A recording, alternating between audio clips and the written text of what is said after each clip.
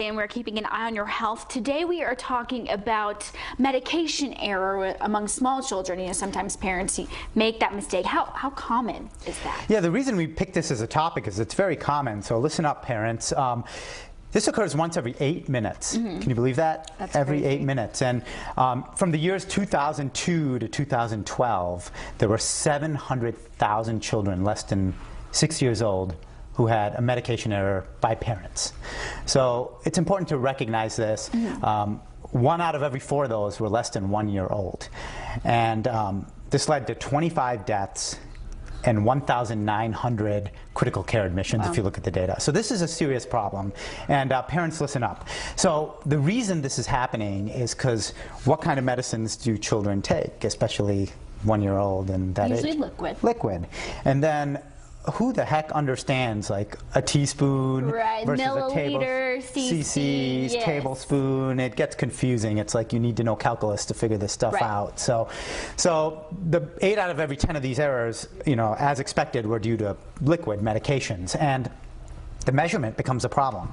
So let's look at this. 1 milliliter equals 1 cc, or cubic centimeter, and 5 milliliters equals 1 teaspoon.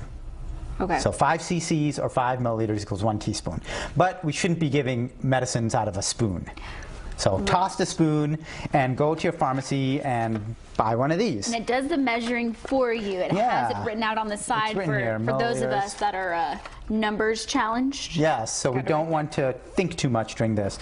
Here's the teaspoons, here's the milliliters, so we can do this correctly. A lot of the times when they get the medicines, it comes with one of these, and use the one it comes with.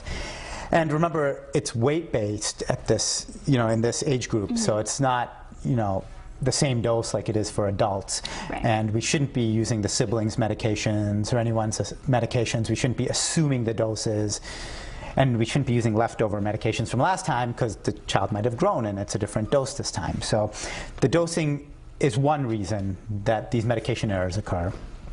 The second reason I would say is miscommunication. So what we have here is a failure to communicate.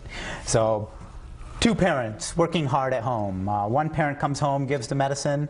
The second parent comes home, gives the same dose of the medicine 20 minutes later. Just miscommunication. So what are some simple things we can do? We can put a note on the fridge and check it off. We can have a smartphone app. And just remember, even simple medicines like Tylenol, if you give too much, not 1 or 2 doses too much, but if you keep giving too much, it can cause liver problems. So this is important. Keep a written medication schedule and check it off and have a system. And also, the reason we miscommunicate is we are not patient.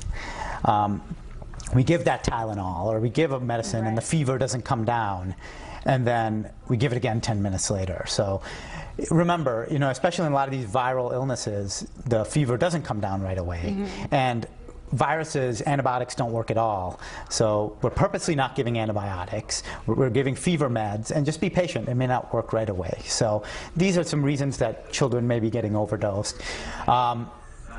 Checking the expiration date, you know, we talked about that. And then remember, if these are school-age children, you have to send more than just the bottle to school. You need instructions. You know, communication is key, especially when it comes to keeping your child healthy if they have to take medication. And remember, these pharmacies are open 24 hours, so you can call them if you have any questions. But the 2 main points we're making here is liquid medicines, dosing is difficult, and then communication. And if we kind of address those 2 issues, we can avoid a lot of these errors. All right, very good, Dr. Bose. Thank you so much. Thank you.